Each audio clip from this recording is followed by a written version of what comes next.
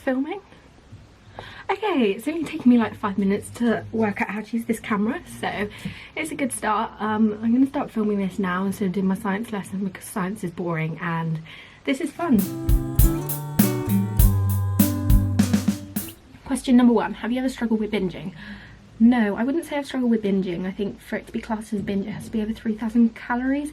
Don't quote me on that though, I don't actually know, because it's not something I've really struggled with. I definitely have struggled with emotional eating. Just before I developed the anorexia, actually, it wasn't a good time in my life, let's just say, and I ended up putting on a lot of weight because of emotional eating, because I was feeling very out of control, very lonely, not very positive, hated myself, hated my life. Sorry, that all sounds a bit drastic, but oh no, one magpie. Right, we need to look for another one now because it's one for sorry, remember? Is that the same one or is that a different one? Huh, I'm not actually sure. What is your favourite song? I've got like a few favourites. Oh god, I'm playing some music now. It's probably like Banana Pancakes by Jack Johnson, All I Want by Codeline, Wrapped by Penelope Scott, Anything by Girl in Red. I don't know, I kind of prefer artists, just like individual songs. Like, I've got a few favourite artists. Anyway, that is such a stupid answer to the question. Oh, let's just move on, I'm so annoying. I've heard you dance, so do you think I can start dancing at 15 and still become a good dancer one day? Definitely, anyone can dance. Yeah, get those moves, and more than anything, you should be doing something because you enjoy it. You don't have to be good at it. I do a lot of singing and I am like the worst singer you've ever known, but it doesn't stop me. I still practice my singing, I still do little talent shows for my family. You should just do it because you enjoy it, and even if you're an absolutely awful dancer, you can still do it and enjoy it and have an amazing time. So yeah, 15 is definitely not too late to take up dancing. Do you have a YouTube? Well, I do now. Hi there. Like, subscribe, comment down below any future video ideas, and hit that notification bell so you know every single time I post. How long before you could decide your meals? When I was first diagnosed, then we obviously went on to the restoration plan with CAMS, and then I didn't have any control of my meals. But then as soon as we moved on to the maintenance plan, if you're on CAMS then you probably understand that, my parents kind of gave me a lot of control back, probably too much, so I was deciding my meals again and that sort of thing, and it sent me spiraling back into a relapse. But that was probably after 3 months of weight restoration that I started deciding my meals again, but I'd say that was probably too soon for me because obviously then it went downhill a bit. I'd say better to be safe than sorry, and don't feel like you can take control again too soon, because otherwise the eating disorder, it just sneaks back in so quickly, and before you know it, then you're kind of back at stage 1. My age, 15. I'm just a kid and life is a nightmare. Yeah, 15. I feel like 15 is such a weird age. I just feel like 15 is irrelevant. Did you lose your hair during recovery? Yes, I did. And if you know me and you're watching this, you'd know that like for months I would just be sat there like listening to you in a conversation and like pulling chunks of hair out, which is very attractive. But yeah, and I also found that I actually started losing more hair once I started eating again, because what happens is like the unhealthy kind of disordered dead hair, it's like falling out to make room for the healthy hair that's going to grow in its place. So I've been quite lucky, like my whole life I've had quite thick hair, but definitely like during my eating disorder, that's when it's got like the thinnest it's ever got. So hopefully that's going to come back and be all happy and healthy, because my hair is like my whole identity. As you know. What are your biggest fear foods, and have you managed to challenge any of them yet? I've actually got a list of my fear foods. I remember when I started recovery and I read it out to my mum, and she was not very nice. She was like, why the hell are you scared of that? So I felt a bit embarrassed, but I can share with you guys because I feel like you understand and you're not gonna laugh at me, because everyone's different, everyone's eating disorder is different, and I might be scared of things that you can eat fine, and I might be able to eat things that you guys avoid like at all costs.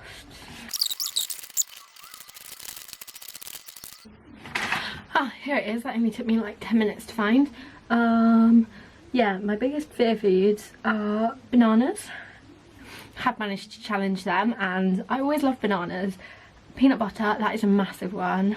Hummus, mayonnaise, cream cheese, sauce, condiments of any kind, granola and juice. And all of those things now, I think, other than the cream cheese, I've challenged. But the weird thing is, these are all foods that were my absolute favourite. Like, the meal that I'd eat all the time before I got ill was a bagel. Okay, just hear me out. You guys are gonna like hate on me for this. Bagel, then you butter it, then Marmite, then peanut butter, then banana, then honey. Yeah, I know that's like 5 toppings, but pre-Demi was not messing around. She was going all in.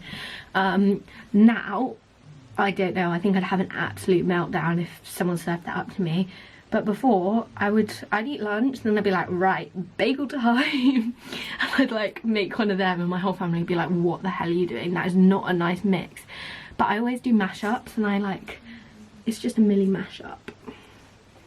I don't know, I'm like that with all sorts of foods. I just do random mashups. And the same with recipes. I never follow a recipe when I'm cooking.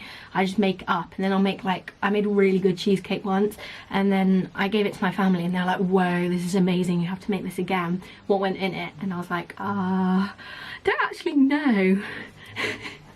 Because I just go around and I like chuck little bits in, and then I put it in the oven, and then sometimes when it comes out it's amazing, and then other times it comes out and it is like inedible. So that's another fun fact about me that you didn't need to know. What advice would you give to someone who feels like they may slip into self-destructive behaviours?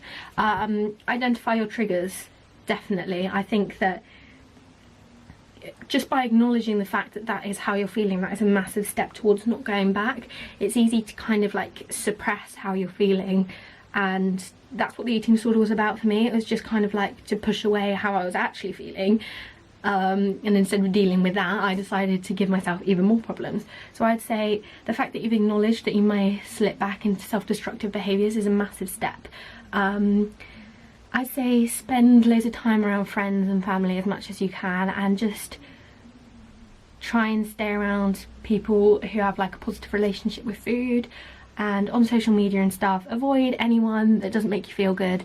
I know sometimes it's easy to go on social media with the sole intent of making yourself feel worse, but just try and stay to like the positive people that make you feel good about yourself. And yeah, if there's anyone that you trust and that you can talk to, tell them how you're feeling, and tell them that you're concerned that you may slip back into those behaviours, and you can talk to them about the warning signs of that. When I've been in a more positive place, I've been able to talk to my mum about like the things she should look out for. And I've kind of like let her in on all the eating disorder secrets, you know, that I try to keep from her. So now she knows. So when I'm in a bad place with the eating disorder, and I'm trying to like, well, the eating disorder is trying to like do all those sneaky little eating disorder things that it does, she knows now, which obviously for my eating disorder brain at the time is so annoying, and I like hate myself for having told her. But I can see that it's the only way that it's going to get me better, if that makes sense. I'm not sure if I ever make sense. I just keep talking and talking, and you might be sat here watching like, what the hell is she on about? Have you any advice for not feeling sick enough and having to rely on validation? The feeling like I'm not sick enough is something I've struggled with throughout my whole eating disorder, and I still do. The turning point for me was when I had a conversation with my mum, and she said to me, look, I can't stop you. If you want to get really ill and you want to go to hospital and you want to be fed through a tube, like me wanting to is in the eating disorder wanting to. Obviously I don't want to. And I was like, I can't get better until I've got worse, which is really messed up logic. And she said, but if you choose that route, you might not get better. I think it's only 21% of people that suffer from anorexia fully recover, and if you've got to the stage where you're really ill, I'm guessing there's less chance of you fully recovering. So she was like, look, you can get really ill before you decide to get better, but what if you get really ill and you still don't want to get better? Or you might get really ill, but before you've even made it to hospital you've collapsed and you've died. Or you get really ill, you go to hospital, you decide to recover, but you can't ever recover fully because the eating disorder has been ingrained for so long, it's been a part of your life for so long. So I think at some point you have to make that decision and realise that you're sick enough now, and you can choose to get sicker, because it's always possible to be sicker, but you're never going to like complete anorexia. That's what I was like. I'm very competitive. I'm also a perfectionist, so I felt like I had to win at the eating disorder. I felt like I had to complete it and I had to be the best at it. But the perfect anorexic is a dead one, and that's what you have to remember. And the eating disorder isn't going to be happy until you're dead. And it might convince you that, oh, once you've been to hospital then you can recover, but chances are you won't. You are sick enough, you deserve recovery. How do you deal with weight gain in recovery? I did a TikTok recently on this and about how you're not just gaining weight, you're gaining so many other things. So you can go check that out on my TikTok. I'll link that down below. Sorry, I'm just trying to be a pro YouTuber here. I just think about everything else that I'm gaining along with it, and to deal with it I wear like big baggy clothes like this and avoid mirrors as much as I can. How do you stay positive? So if you haven't noticed, I'm quite a positive person, a very positive person, but I definitely haven't been positive the whole time in my recovery. There have been times where I'm really not positive. Be surrounded by positive influences, basically. So all the people that you follow on social media, if they don't make you feel good about yourself or if they trigger you, just unfollow them. Do it now. Yeah, I would say just try and spend lots of time around friends and family and other people that are positive. Try and get a lot of sleep. I sleep a lot. And don't feel bad about spending loads of time on your phone. We're in the midst of a global pandemic, guys. So that is the only way you're going to stay in contact with your friends. So don't let anyone make you feel bad. You just need to accept yourself who you are, because you're amazing and you're perfect and you don't need to change. Have you noticed any changes in yourself or in your personality since you began recovery? Yes. Massive changes. I just feel like I'm getting the old Millie back, and not like the Millie when I very first started developing the eating disorder, because that was not a positive time. But I'm talking about the Millie way back, like the 7-year-old Millie who was just, she was just cool. 7-year-old Millie, that was probably when I peaked, when I was about 7. Yeah, I'm just so much happier. I have so much more energy. I am so hot all the time. Like, if you're in recovery, the night sweats, they are real. I wake up at 2 o'clock and I am sweating. Sorry, too much information there, but yeah, for me, it has been the best decision that I've made in my whole entire life. How did you realise / find out about your eating disorder? Don't worry if it's too personal. No, we're doing the whole story here. I want you guys to get to know me properly, because I love it when, like, you know, you see someone online and then you feel like you're their best friend in real life, even though you don't actually know them. Yeah, I want to be like that with you guys. So, hey, bestie. So it wasn't actually me that realised. I think it was my mum, and my mum was not messing around. I think she struggled with food in the past, so as soon as she realised that I was struggling with food, she was like on the phone to the doctors and all of that stuff. But it took me a really long time to realise I was ill. Yeah, I think it was probably like 4 months after I was diagnosed that I actually realised I might have a little bit of a problem. I know some people, unfortunately, are suffering with their eating disorder for years and years, and if that is you, I'm really sorry. I think my eating disorder had only kind of been in progress, if that makes sense, for about a month, and then my mum was like, this isn't normal. She is not looking good. What symptoms did you experience with your eating disorder? So I'm not going to go into too much detail here, because I feel like this is something that could be triggering, and I don't want this to be triggering. I want this to be a positive and safe and happy space, like talking about recovery. But cold, so cold, and I think that's what my family noticed as well. I think that's when they realised something was up, because they'd be all out there sunbathing. I'd come out with a coat on and I'd be like, it's freezing. But that changed like straight away when I started recovery. I went from like my hands going completely white because they were drained of blood because I was so cold, and hair loss. I'd wash my hair and massive chunks would come out. So sorry to my dad, who probably had to clean the drains like way more because it was just clogged up with all this hair. Chest pain, which is not a good thing. If you have chest pain, ring 111, okay, and talk to someone about it, because that is not a good sign. Yeah, that was another one. I would stand up and I couldn't see for like a hot minute, so I'd just like fall back down. Sorry, I'm laughing. It's really not funny. It wasn't fun. Did you have strict rules around food? Yes, I did. Again, this isn't something I'm going to go into details with, because I don't want to be giving anyone like tips or anything like that. But yeah. What made you want to recover? Turning point for me was realising that no one else can recover for me. For it took me months of being on cams and everyone else trying to get me to recover to actually realise this. Yeah, it was in that same conversation when my mum was brutally honest and she said, look, we can't keep you alive. If you want to choose eating disorder, at the end of the day, there's nothing we can do. And that made me really scared. Like, for a long time, I was like, it was like me and the eating disorder best pals. But it was at that point where I realised that maybe me and the eating disorder weren't friends, and I was terrified of it. And that was the point where I realised that I didn't want to be involved in it anymore and that I wanted to get better. Cams can't just like magically make you better, you have to want to do it yourself. So shout out to cams, they're trying their best, guys, let's not hate on them. Dealing with feeling invalid and guilty for eating a lot because you're no longer underweight. Yeah, so I am no longer underweight. I am a weight restored queen. But weight restored does not equal recovered, okay? It just means you're what's considered a healthy BMI. BMI is bullshit, okay? And I'm not mentally or physically recovered. I haven't got my period back yet, so I'm going to continue gaining weight. And that's just what you have to tell yourself.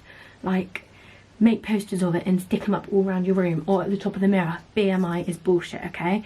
And just look at that. Every time you feel like you don't want it, oh, put it on your fridge. Make a sign that says BMI is bullshit. Put it on your fridge.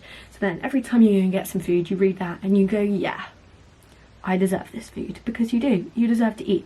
And also, everybody is different and everybody has a different happy point. And my body's happy point obviously isn't at like the minimum BMI, and at some point you're gonna have to accept that. Like, I could spend the rest of my life at this weight and I could be a 40-year-old, childless, cold, alone, with crumbling bones, but that is not the life I want. I want a life full of fun and freedom and happiness, and it's worth the extra £5 or whatever it is. How do you deal with body dysmorphia and weight gain? I'm really lucky that at the moment I'm not really struggling with body dysmorphia, but when I was first diagnosed with anorexia, I really struggled with it. So wear big baggy clothes like I'm wearing now, and cover up mirrors, like I'm being serious. Put big pieces of paper over it, newspaper, whatever it is. Body dysmorphia and mirrors are just not a good mix. Try and avoid body checking as much as you can, and wear clothes that aren't tight around your stomach, so when you bloat it doesn't like feel as bad. What do you do when you have the feeling of wanting to restrict? I think about all the reasons why I want to choose recovery. I've got a list on the fridge of all the reasons why I choose recovery. So if I'm ever feeling like I want to restrict, I listen to the ED voice, I say fuck you, and then I go and eat even more than I was originally intending to, just as like a little middle finger up to the eating disorder. What do you do to get your period back? I haven't got mine back yet. I had like one when they kind of weight restored me originally. Within my eating disorder, I really struggled with feeling like I was healthy, and getting my period back did mean being healthy again. So I had an absolute meltdown and then kind of relapsed, which wasn't a good thing. Now I'm eating a lot. I am honouring all of my hunger. I'm not exercising at all. I've cut out all cardio, and I'm just trying to eat kind of like high fat foods because I think that's meant to be good for you. Do you follow a meal plan, and how should it look when you need to gain weight? Yes, I do follow a meal plan. It's been prescribed by my CAMS team. Originally I was on the weight restoration meal plan, and now I've moved on to the maintenance plan, but I use it as like a bare minimum, and I honour all of my hunger on top of that, so I'm never just eating that plan, I'm eating a lot more. Obviously your meal plan will look different because you're a different person to me, so your body has different needs, and you should definitely like consult a medical professional about what your meal plan should look like. I don't want to be giving like actual proper health advice, but it should look like a lot of food. Like, the reality is you can't gain weight on a small amount of food. Have you experienced extreme hunger? If so, how extreme was it? I wouldn't say that it was like crazy extreme, but yeah, I definitely have had it. There have been times where I've gone downstairs at 1 o'clock in the morning and like eaten bowls and bowls of granola. But I've just tried to honour it as much as I can. Sometimes the mental hunger is a lot more than the physical hunger. So physically I've been so full, but I'm still feeling hungry. So still try and honour that. You're not binging, it's extreme hunger, and the only way that you're going to build a positive relationship back with your body is by listening to its hunger signals. So that's what I would advise for that. How long have you struggled with your ED? I haven't actually struggled with my eating disorder for that long. I'm very lucky in the sense that it hasn't been something that has affected me and taken years and years of my life. Something that I've suffered from, like, seriously for less than a year. But there were, you know, now I look back, there were definitely a few warning signs that had occurred before then, but the serious kind of health problems that came along with it. That's been less than a year. It was kind of a speedy process, and then suddenly it's like, bam, illness. Sorry, I shouldn't joke about that.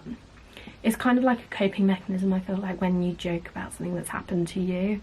I don't know if you do that too, but yeah, I'm not trying to like glamorize it or like play it down or make it seem like less than it is. Obviously it was horrible, but sometimes that's my only way of dealing with it, by kind of making little jokes about it. What is my favourite food? Peanut butter, bananas, avocados. Sorry, I've got a very specific list. Lasagna, oh, Reese's peanut butter cups, macaroni cheese, cake, just cake, love cake, cake all the way. How do you maintain your drive to recover? You amazing people are like my main motivation. Every single morning when I wake up to your supportive messages saying like how much I've helped you, or like all of that, yeah, that's like my main motivation. Because I think what people don't realise about recovery is it's something you have to choose every single morning and every single meal when the voice in your head is telling you not to eat. So it's not easy. So all of you that are sticking with recovery, you are amazing, and I am not underestimating the strength and determination recovery takes, because it's not easy at all. So proud of you. How did you learn to feel valid within yourself? Just by like being me, like who I actually am, not trying to be anything I'm not. And I feel like TikTok's really helped with that. Like if you follow my TikTok, which you definitely should do, I'll link it down below. I'm a bit weird. If you don't like me for who I actually am, you can unfollow. You're choosing to spend your time watching me. So that's kind of helped me feel valid. What is your favourite breakfast, lunch and dinner dish? Oh, this is a good one.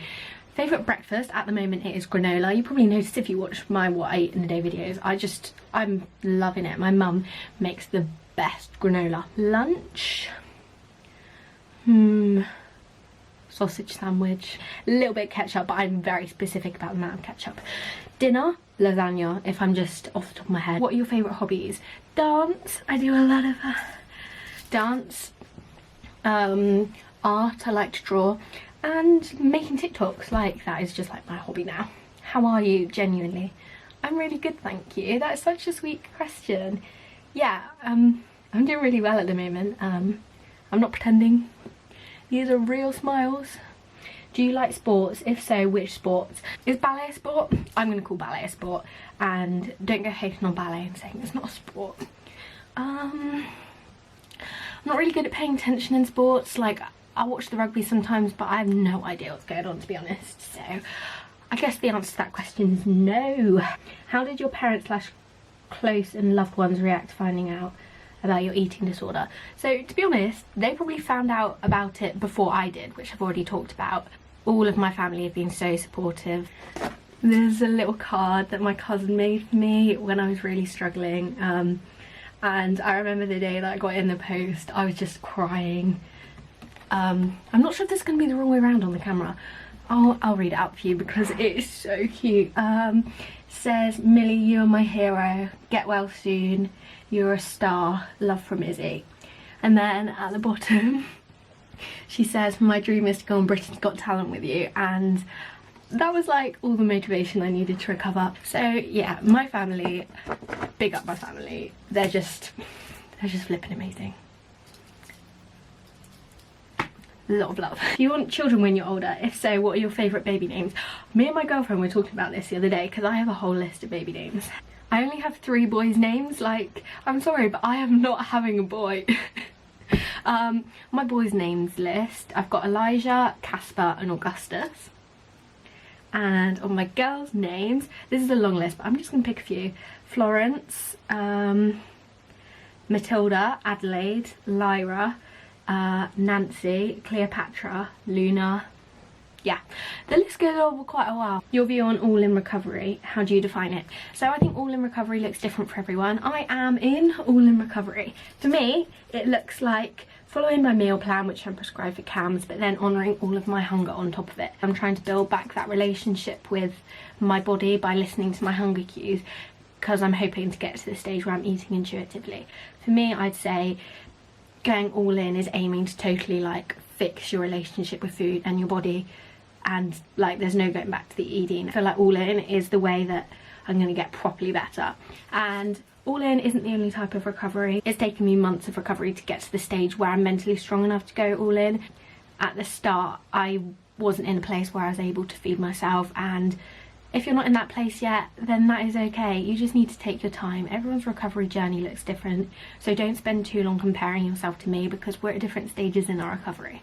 I think I'm going to end this video here because it's already super long, so thank you if you've watched this. Thank you for all of your support. You guys and all your messages, they mean the absolute world to me, and you're my main motivation for continuing to recover, so thank you. If you have any questions or any video ideas, please comment them, because I want to be making what the people want. So yeah, thank you so much. Bye!